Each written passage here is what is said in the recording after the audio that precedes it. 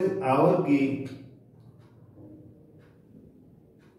KP college our की online क्लासों में एक बार फिर से स्वागत है आप सभी का। हम रोजाना की भांति आज एक नई कहानी के साथ रूबरू होंगे और उस कहानी का नाम है पाजेब। पाजेब कहानी के जो रचयिता है, रचनाकार है, उनका नाम है जैनेन्द्र कुमार। एक ऐसा सशक्त नाम जिन्होंने हिंदी जगत में, साहित्य जगत में बाल मनोविज्ञान के संबंधित कहानियों की रचना की, जिन्होंने बच्चों की क्या भावना है, बच्चों की क्या मनोदशाएं हैं, उनके अंतर्गत उन भावों को उन्होंने प्रयोग करके कहानियां लिखी। और उसी प्रकार की एक कहानी आपके पाठ्यक्रम में शामिल है जिसका नाम है पाजेब। जैनेन्द्र कुमार जी की रचना है और बहुत ही बढ़िया कहानी है पाजेब। पाजेब में एक बताया गया है कि एक बच्चा होता है, ठीक है, उसकी बहन है, उसकी बहन का नाम है मुन्नी। मुन्नी बार बार आए, उस पाठ में भी थी ना उसकी रात में। तो एक लड़की है, उसका नाम है मुन्नी। अब इस मुन्नी के लिए इसकी जो बुआ है, वो बुआ जी इसके लिए जन्मदिन पर कोई गिफ्ट लाती है और उसमें इनकी बुआ जी लाती है पाजेब। क्या लाती है? पाजेब। पहले अपन ये डिस्कस कर लें कि भाई पाजेब का मतलब क्या होता है। काफी जनों को शायद पता हो, नहीं हो। तो पाजेब का मतलब दोस्तों होता है महिलाओं के या फीमेल वर्ग के पैर के अंतर्गत पहने जाने वाली, यहाँ पे अपने पैर में पहनते हैं ना, इसको अपना राजस्थानी बोलते हैं तोड़ी, है ना, तो उसको पाजेब बोलते हैं। तो तोड़ी नहीं होती चांदी की, उसको पाजेब बोला करते हैं। तो वो पाजेब लाती है। पाजेब बहुत ही बढ़िया होती है। तो इसका जो भाई होता है ना मुन्नी का भाई का नाम है आशुतोष। क्या नाम है? तो आपको ख्याल रखना है कि नाम आपको याद रखने हैं दोस्तों। उसका नाम है आशुतोष। वैसे आशुतोष का मतलब क्या होता है? तो दोस्तों आशुतोष का मतलब होता है जो जल्दी से प्रसन्न हो जाए, जो आसानी से खुश हो जाए, उसको हम आशुतोष बोलते हैं। और अगर हम इसको देखें, एग्जाम की दृष्टि से देखें, तो जो आशुतोष शब्द है इसमें कौन सा समास है? तो आशुतोष शब्द में बहुब्री समास है। कौन सा है? बहुब्री। क्योंकि आशुतोष शब्द के कारण सीधा ही तीसरा अर्थ निकल रहा है और वो तीसरे अर्थ में बहुब्री समास के अंतर्गत शामिल होता है, जो शीघ्र ही प्रसन्न हो जाता है, उसको आशुतोष बोलते हैं। भगवान शिव जी का पर्यायवाची शब्द है। कौन से भगवान का? भगवान बौड़े भंडारी शिव जी का ये पर्यायवाची शब्द है। इस बात का आपको ख्याल रखना है। तो इसका जो भाई है बड़ा वाला है ना, मुन्नी छोटी है और मुन्नी का जो बड़ा भाई है उसका नाम है आशुतोष। क्या नाम है? आशुतोष। तो आशुतोष अपनी बुआ से कहता है कि बुआ जी मेरे लिए साइकिल लाके दो। क्या लाके दो? साइकिल। कौन कहता है? आशुतोष। तो बुआ कहते हैं बेटा लाके दे देंगे, ऐसा करके उसको बात को टाल देते हैं। ठीक है, तो आशुतोष राजी हो जाता है, ठीक है भाई बुआ जी लाके दे देंगे।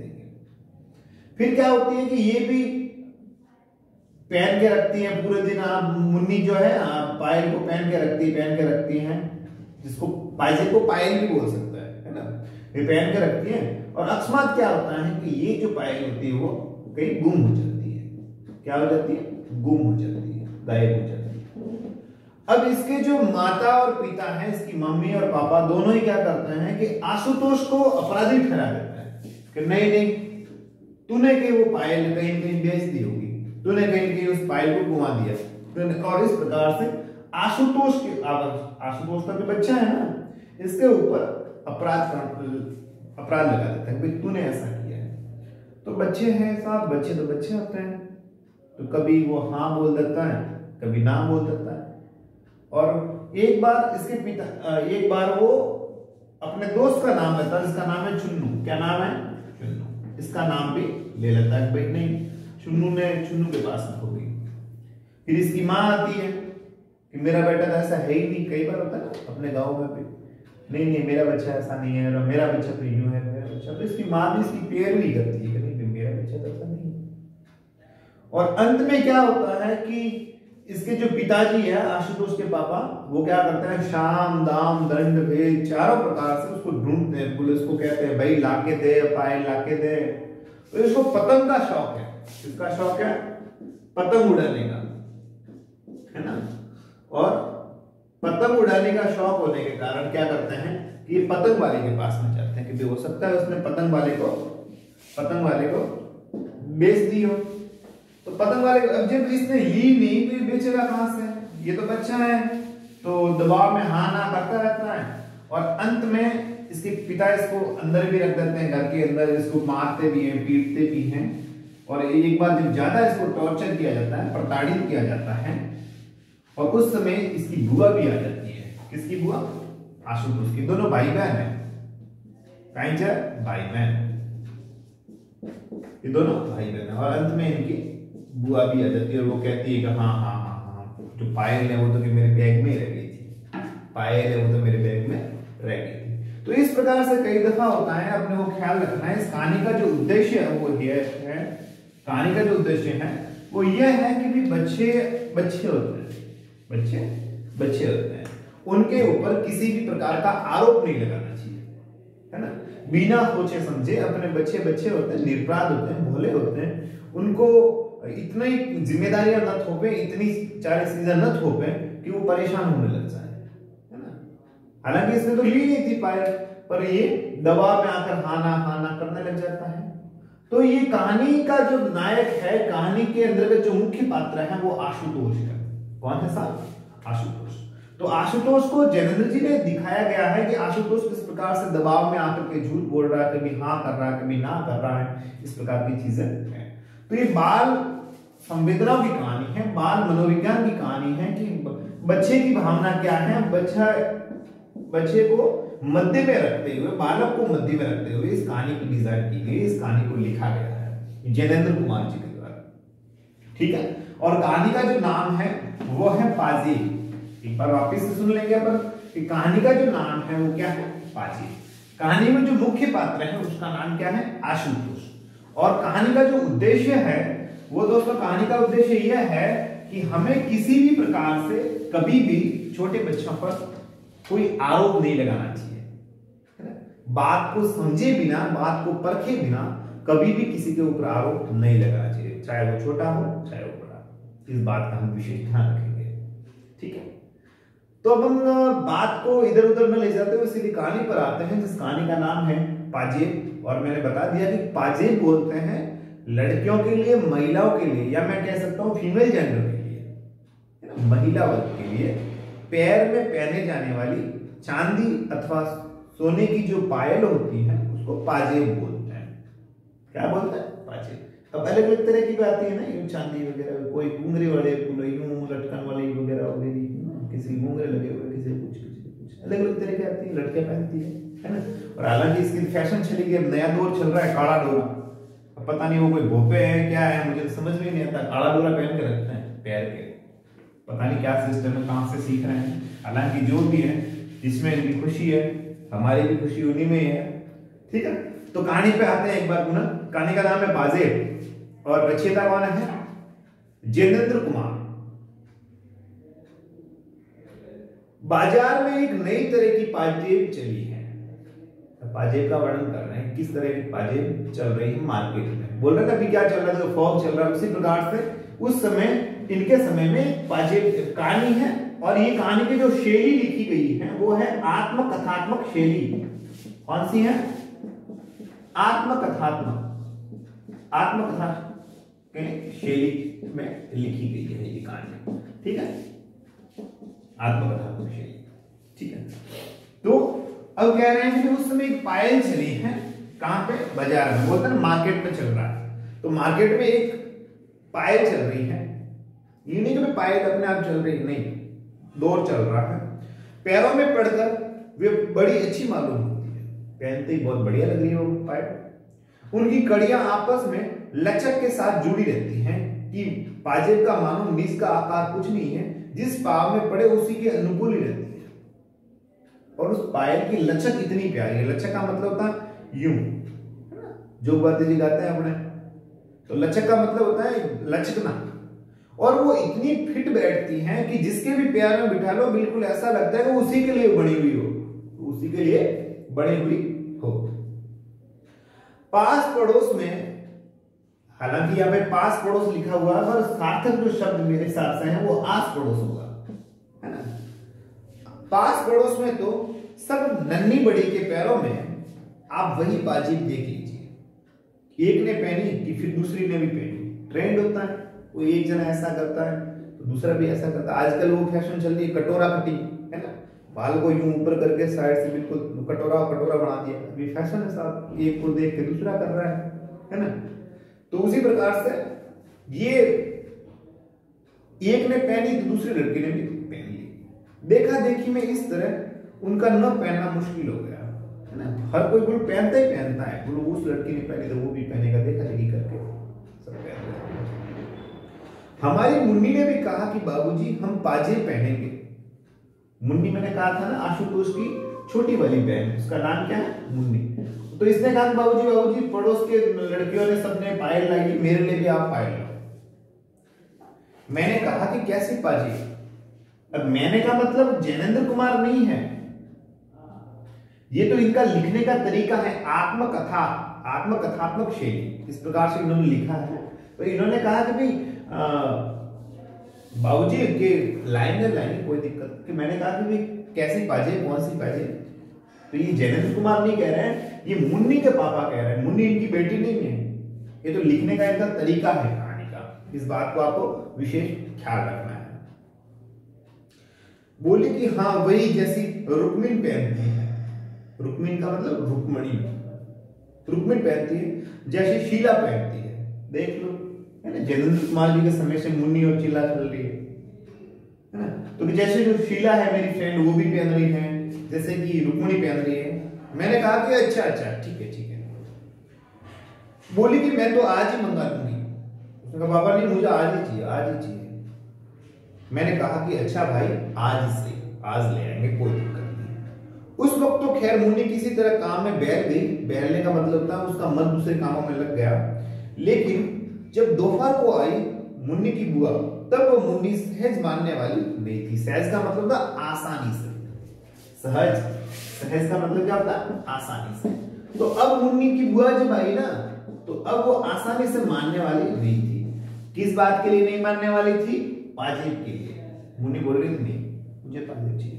और जब मेहमान घर पे आए हुए हो तो बच्चे ज्यादा ही जिद करते हैं, है ना, लाने मतलब ज्यादा रोना पीटना करते हैं। तो घर वाले क्या करते हैं कि ज्यादा रोएगा रे, इसके लिए लाके पटको रे, आता दो इसको, बेजमारी खत्म हो। तो मुन्नी की जब बुआ आई तो मुन्नी भी अब जल्दी से मानने वाली नहीं थी कि भाई पाजेब बाद में ला लेंगे, सहज मानने वाली नहीं थी। बुआ ने मुन्नी को मिठाई खिलाई और गोद में लिया, कहा कि अच्छा तुम तेरी पाजेब अब के इतवार को जरूर लेती होंगी। अब की जो इतवार है उस इतवार को जरूर लेते होंगे।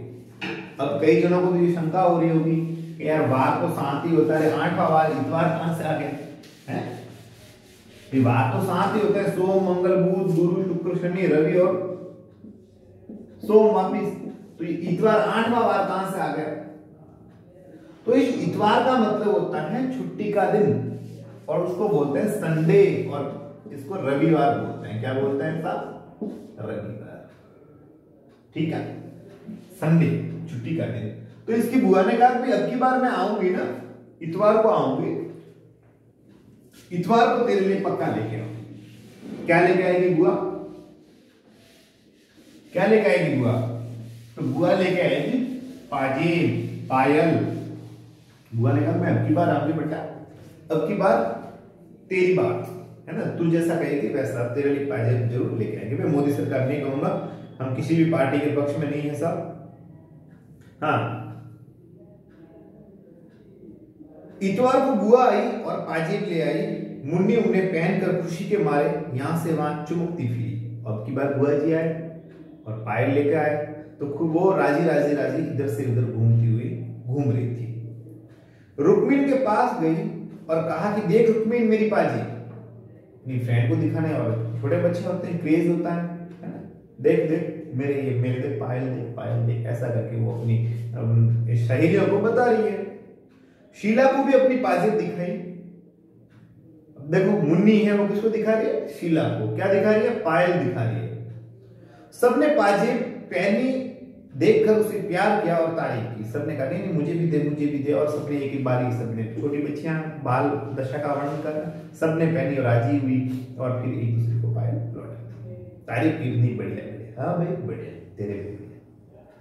सचमुच वह चांदी की सफेद 2-3 लड़ियां सी टखनों के चारों ओर लिपट कर चुपचाप बिछी हुई ऐसी सुगड़ लग रही थी कि बहुत ही, और बच्ची की खुशी का ठिकाना न था। सुगड़ एक शब्द आया है भाई साहब, जिसका नाम है, जिसको बोल रहे हैं सुगड़। सुगड़ का मतलब होता है अच्छी तरह से घड़ा हुआ, अच्छी तरह से घड़ा हुआ, उसको सुगड़ बोलते हैं। सु इसमें क्या है, उपसर्ग है, आगे लग रहा है।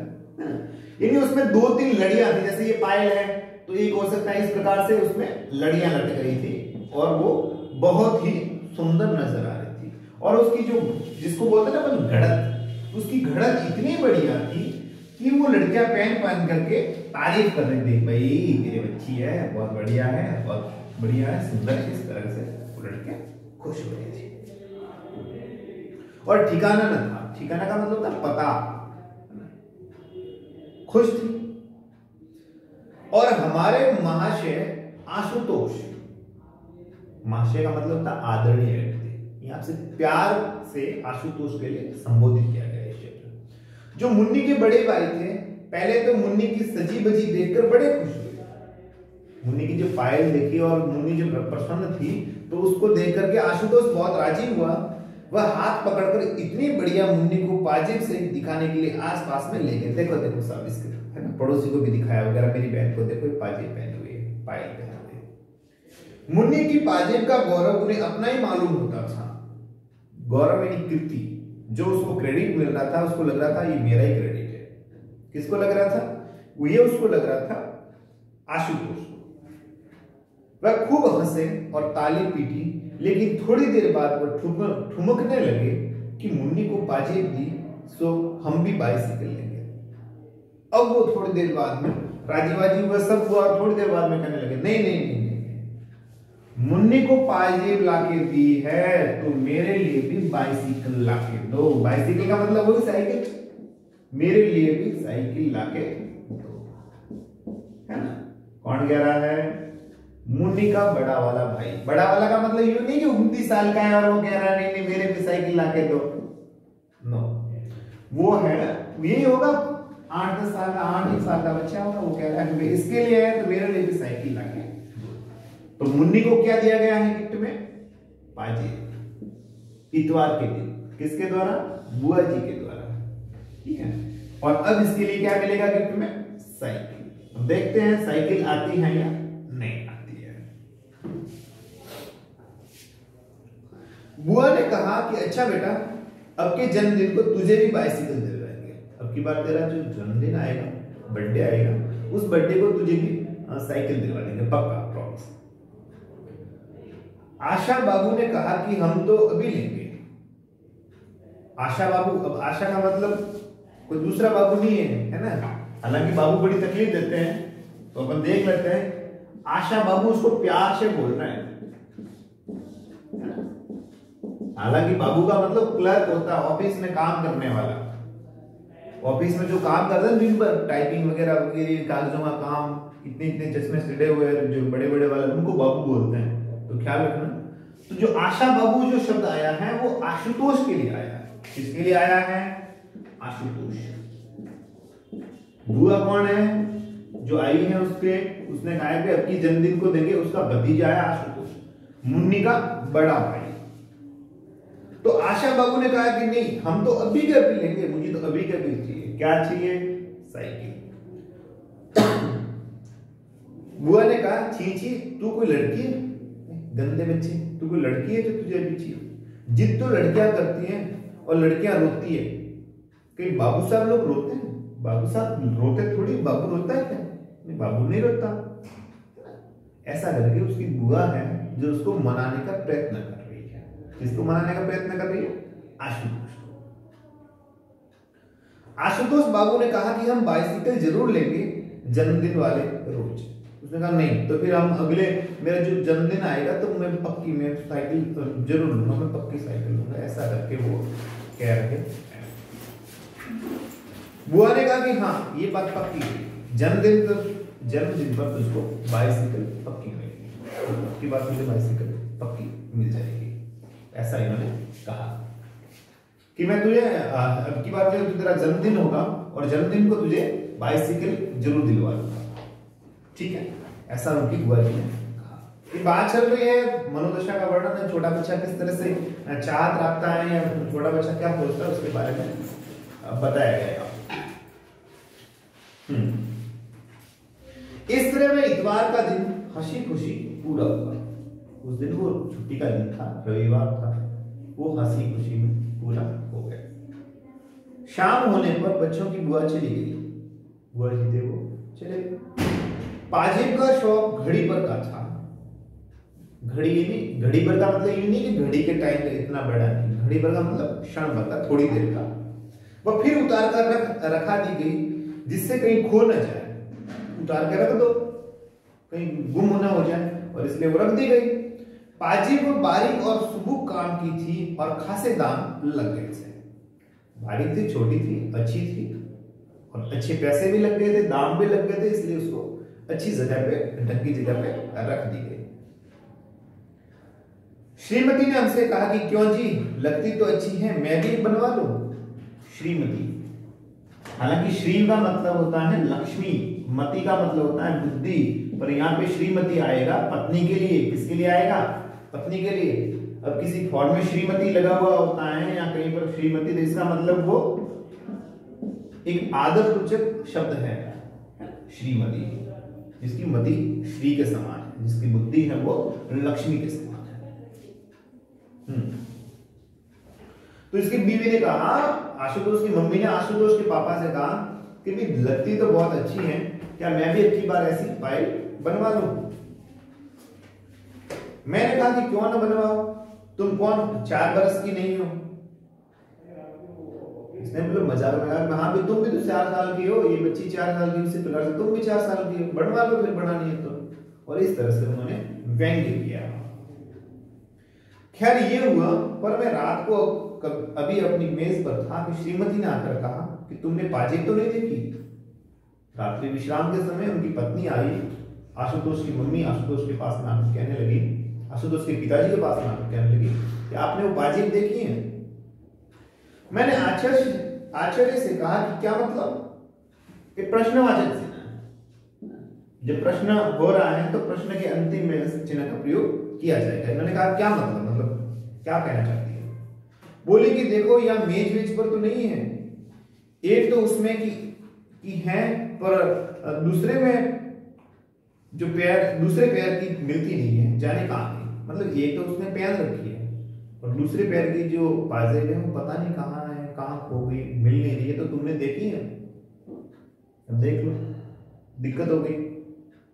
मैंने कहा जाएगी कहाँ, यहीं कहीं देख लो, मिल जाएगी। कहाँ जाएगी, जाकर कहाँ जाएगी? उन्होंने मेरी मेज के कागज उठाने धरने शुरू किए और अलमारी की किताबें टटोल डालने का भी मंसूबा दिखाया। मंसूबा का मतलब क्या होता है? एक तो होता है सूबा, मुगल काल का प्रशासनिक नाम है सूबा, जिसको प्रांत कहते हैं, और एक होता है मंसूबा। मंसूबा का मतलब होता है मन की इच्छा, मन के अंदर जो इच्छा है उसको मंसूबा बोलते हैं। तो ये तो एक प्रशासनिक शब्द है सूबा, वो भी मुगल काल के संबंधित, और हम अभी इतिहास के संबंधित है ये, और हम हिंदी में पढ़ रहे हैं तो हिंदी में अभी ये मंसूबा शब्द आया है, इसका अर्थ क्या हो जाएगा? मंशा। तो अभी उनकी मंशा थी कि मेज के ऊपर जो कागज लगे हुए हैं उनको इधर उधर करके एक बार देख लें। किसकी इच्छा की है? आशुतोष के माता जी की।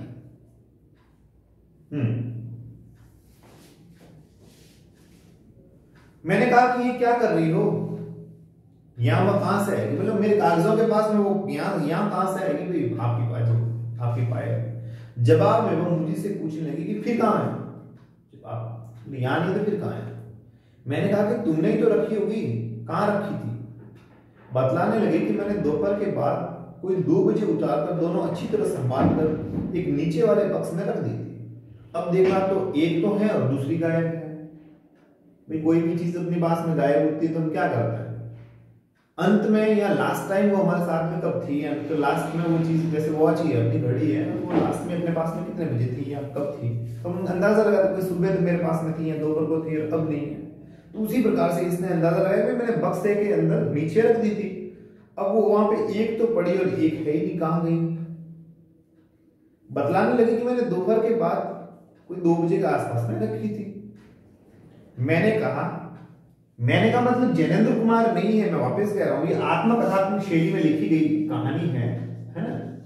तो इस शैली में लिखी गई कहानी है, तो आपको ध्यान रखना है कि यहाँ पे जैनेंद्र कुमार ना होकर के कौन है, आशुतोष के पिताजी वो कह रहे हैं इस प्रकार से, है ना। आशुतोष के पिताजी कह रहे हैं कि मैंने कहा कि तो चलकर वो इस कमरे में कैसे आ सकते हैं, भाई मैंने तो यहाँ पे लाई नहीं, ना ही मेरा जो आशुतोष है और मुन्नी है दोनों यहाँ पे आए, वो अपने आप यहाँ पे कैसे आ सकती है। कौन, पाजे। भूल हो गई होगी, एक रखी होगी, एक कहीं फर्श पर छूट गई होगी, तुमसे भूल हो गई शायद, और फर्श पर देखो मिल जाएगी, कहीं जा नहीं सकती, वो कहीं नहीं गई ना, पाया मिल जाएगी तुम्हें ढूंढने पर। इस पर श्रीमती कहासुनी करने लगी कि तुम तो ऐसा ही हो, खुद लापरवाह हो, दोष उल्टे मुझे देते हो। परवाह का जो विलोम शब्द है वो ला, ये उर्दू का उपसर्ग है और उर्दू के उपसर्ग लगने के कारण लापरवाह बन गया है ना, लापरवाह, ला उपसर्ग है ना। और इसका जो शाब्दिक अर्थ होता है उसका ये होता है बिना, क्या होता है, बिना, परवाह के बिना, लापरवाह, लावारिस, वारिस के बिना, है ना, लाइलाज, इलाज के बिना। इस पर श्रीमती कहासुनी करने लगी कि तुम तो ऐसे ही हो, खुद लापरवाह हो, दोष उल्टे मुझे देते हो। कह तो रही हो कि मैंने दोनों संभाल कर रखी थी, दोनों जो पैरों की पायल है दोनों ही संभाल के रखी थी, बक्से में रखी थी और अब मिल ही नहीं रही है। मैंने कहा कि संभाल कर रखी थी तो यहाँ क्यों देख रही हो, जहां रखी थी वहीं से देख लो ना। और सीधी सी बात है, पुरुषों की बिल्कुल जो जवाब होता है वो इसी प्रकार से होता है, जब आपने वहां रखी थी तो वहीं पे देखो, यहाँ क्यों ढूंढ रहे हो, वहां नहीं है तो फिर किसी ने निकाली होगी। अगर वो बक्से में पड़ी थी और वहां पे नहीं है वो आपकी पाजेब, तो 100% बात सही है कि किसी ने निकाल दी होगी। अब देखो किसके ऊपर ये आएगा, ये बंशी करके इनका घर का नौकर है, अब इसकी बंशी बजेगी, देख लेना, इसके ऊपर भी शक होगा।